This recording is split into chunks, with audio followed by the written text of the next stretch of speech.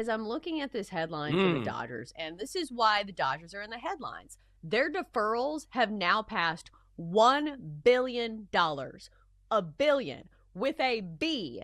And to the point where they have reworked a lot of their contracts on their team where guys are not getting paid until later in their contract years. Like Ohtani is a great example of this. Ohtani's contract right now, he gets $2 million annually. The remaining $680 million will be paid between 2034 and 2043. So you see this all the time where people talk about baseball doesn't feel especially fair because of the spending of some of the top tier teams. And if you look at the World Series, like usually participants, at least one side of the equation is a team that spends a ton of money. And if you look at the Dodgers, they have been absolutely dominant in the postseason. Maybe they haven't won as many World Series as they probably should have, but they have the postseason record for the longest streak of making the postseason in Major League Baseball. They've made the postseason 13 years in a row. That is absolutely wild, Jenks. When you look at other sports, we don't see this, especially like you look at the NFL, the longest consecutive playoff streak was the New England Patriots. 11 straight years, 2009 to 2019. The Chiefs have been ended at 10.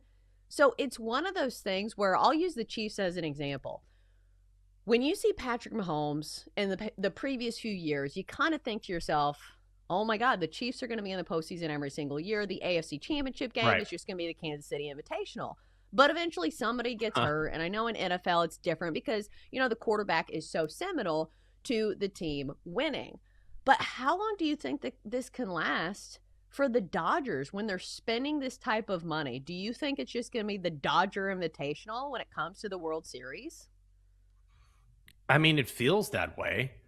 And I will say that I've been pleasantly surprised with baseball, not with the Dodgers, but just in general, where there have been a lot of teams who don't spend that way, who can't spend that way, who refuse to spend that way, who've been competitive. So that's kept the sport interesting. But when you call out the LA or Dodger Invitational, you're not wrong. They took care of their biggest weakness in the offseason. I'm like, you know, the one way you could maybe beat the Dodgers was, you know, rough it up their bullpen a little bit. Then they signed Diaz, and I'm like, I think I literally threw my hands up. You know, people say, like, I laughed out loud, but they didn't really laugh out loud, or I threw my hands up. I literally I read the story, I was like, break my finger because I'm so old.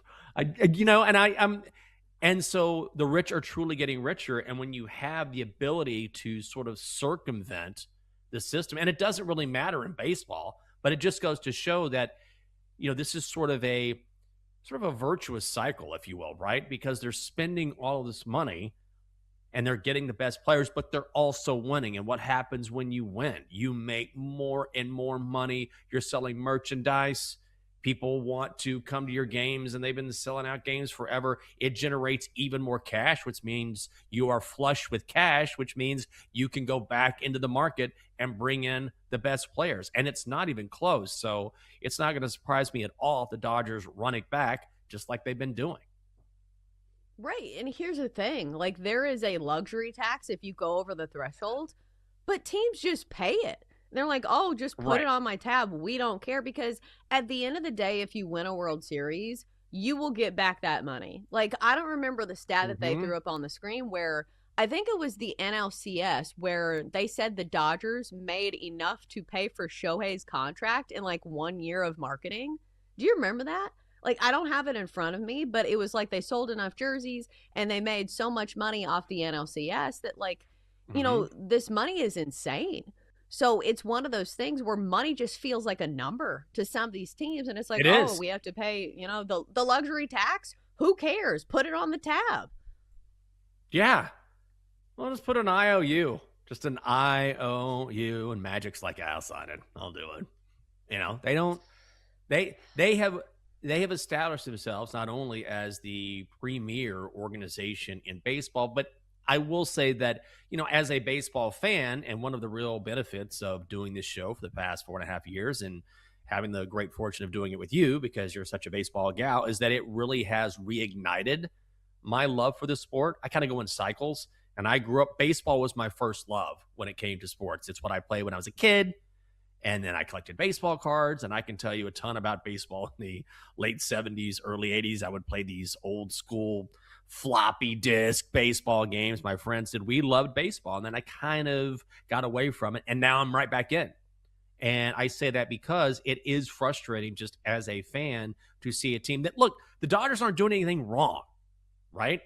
They're following the same rules as everyone else. They're just doing it better than everyone else because of the money involved. But as a fan, it is frustrating because they're getting better and better and better, and there's no end in sight. Right, but I will say this, and I know the retort is, well, they still won the World Series.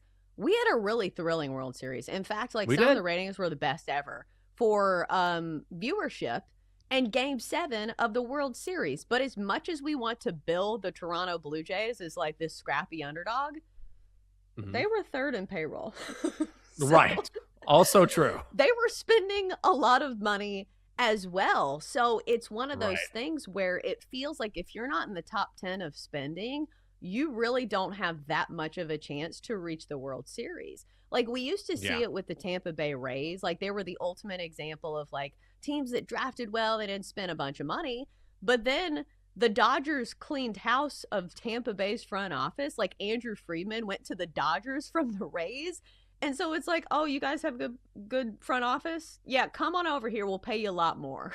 So that's the problem with baseball is that they just poach, a lot of the talent, whether it's on the baseball field or off of it, from some of these other teams. But let me ask you this, because this is always a hot topic when it comes to baseball, is that people who are nose deep in baseball love to say, okay, we need more parity. We need more of what we saw in the World Series where we had the Diamondbacks, and the Rangers squaring off.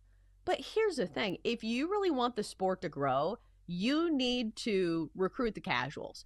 And the casuals want to see the big market teams. They want to see the big names. They want to see the Dodgers square off, with Vladdy Jr. in Toronto. That was such a great matchup.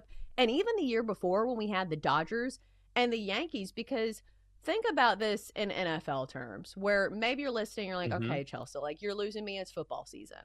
When you watch the Super Bowl, don't you want to see the best players go head to head?